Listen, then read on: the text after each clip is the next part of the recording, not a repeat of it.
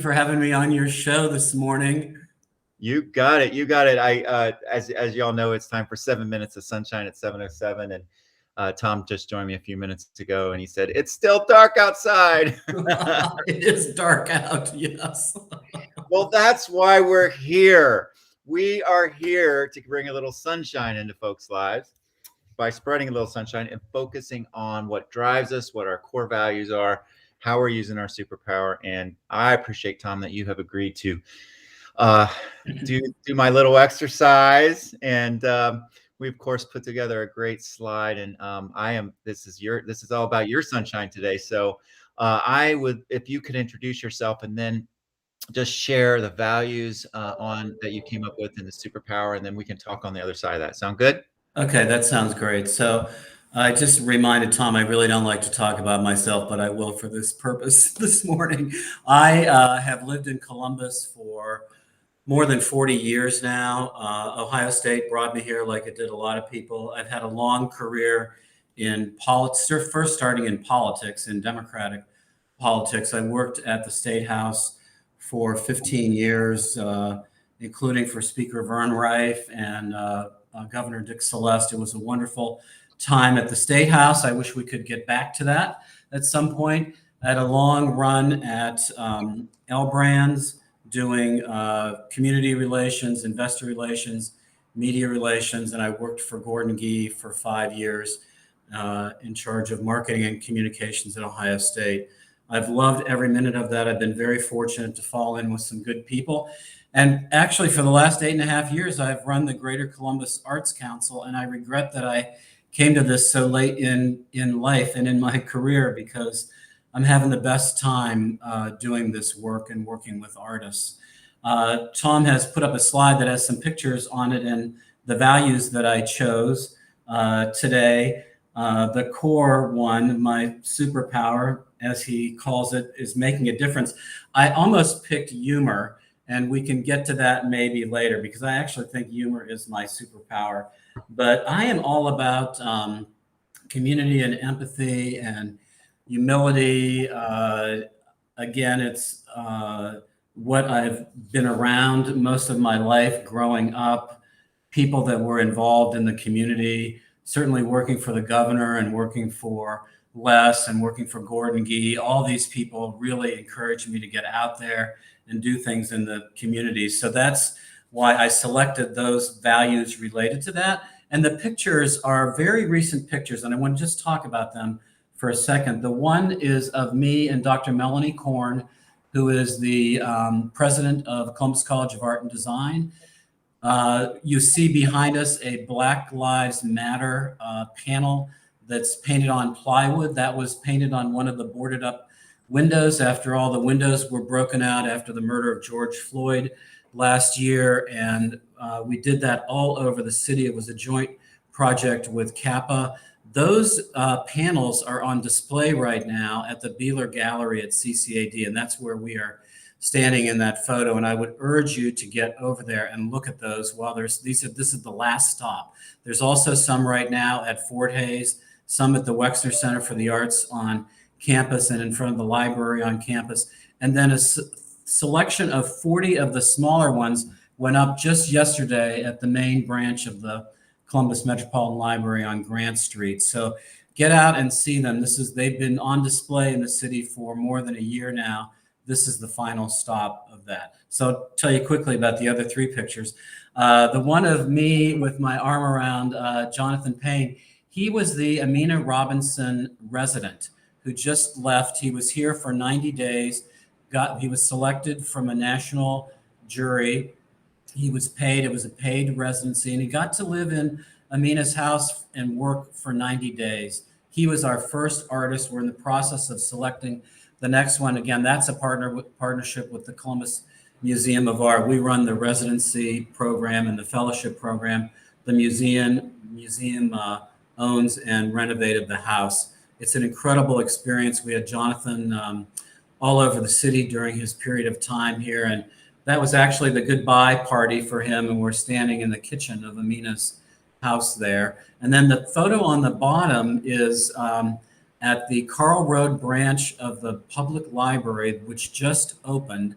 And I'm standing there with Andrea Myers and Columbus City Council member Emmanuel Remy.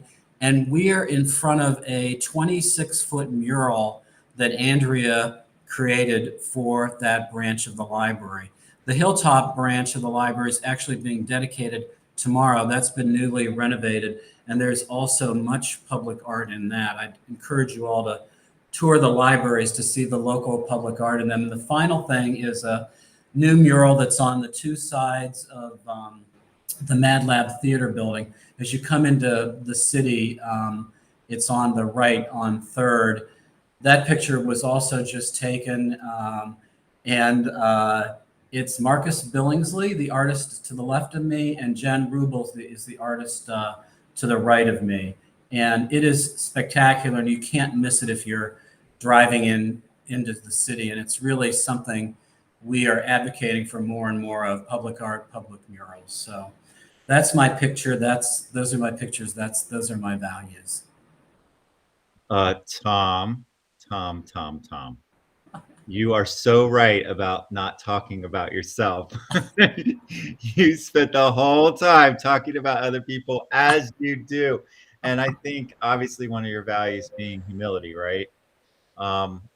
I mean, I know you live that. And for the folks out there listening, Tom co-chaired really our campaign to build the Stonewall Community Center. That building would not be there if not for the help of Tom, who showed up to every meeting. It took multiple years to get that done. Got us into a lot of places that we wouldn't have been able to get into, talking to a lot of folks.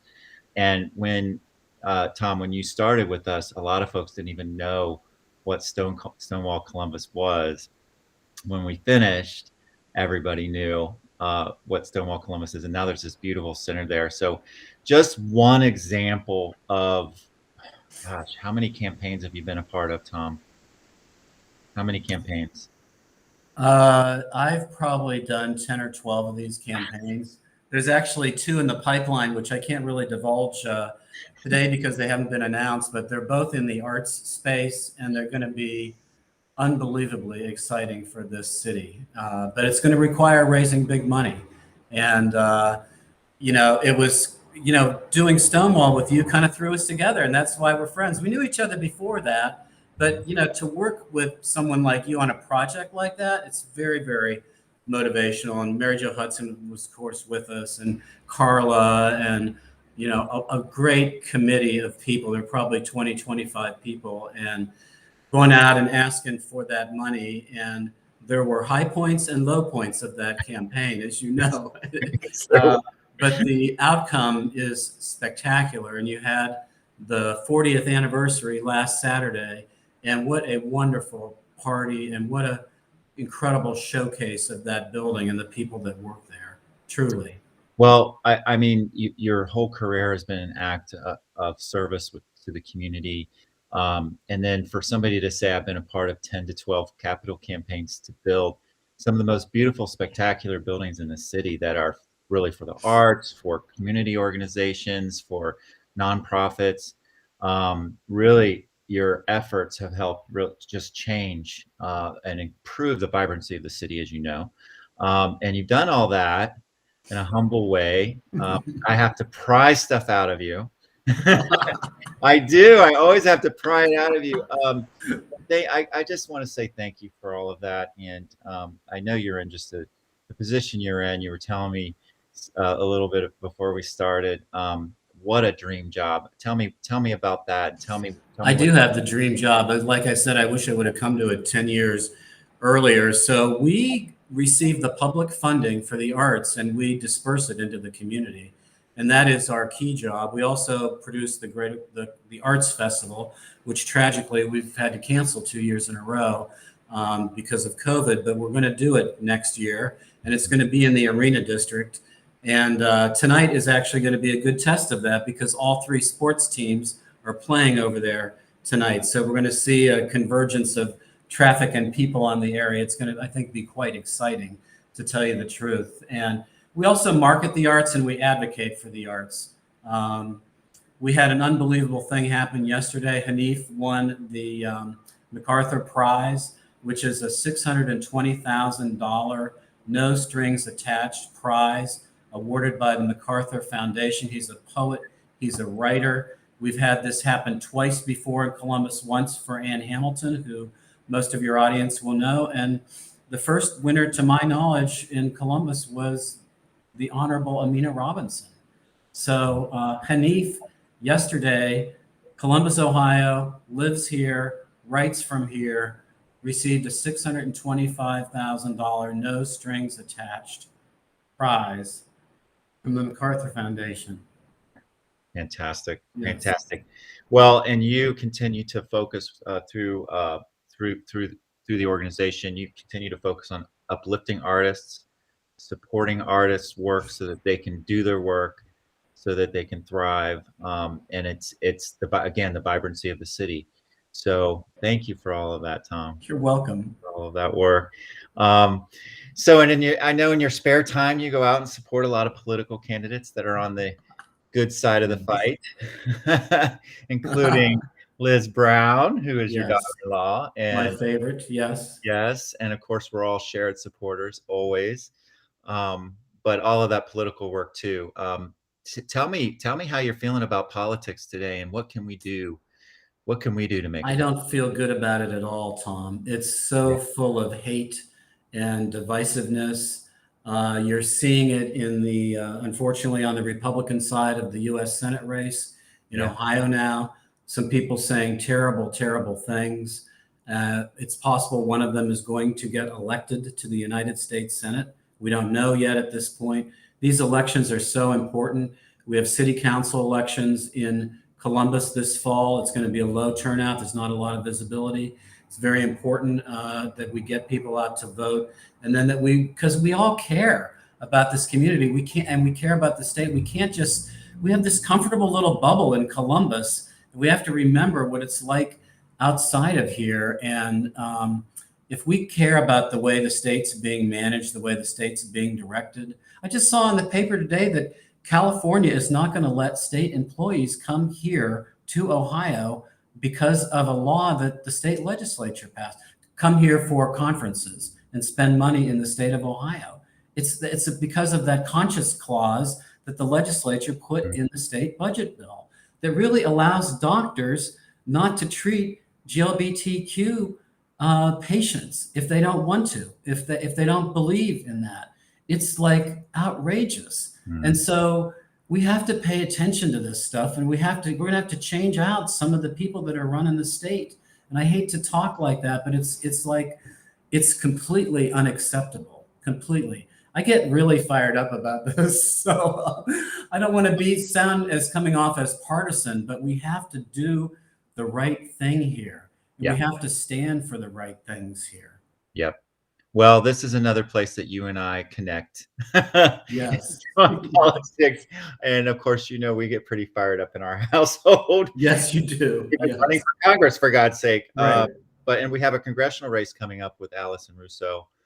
Special. Very important. There's an event actually for her tonight in Arlington, or tomorrow night. Very important. Yeah. We got to get out to vote for her. And I think we talk about one thing we can do is we have an election coming up here in November, the city council races too, but with Allison, that we really, it is so important no matter what happens that we just have a good showing and we get out there. So I'll probably see you with some things for that as well. Good.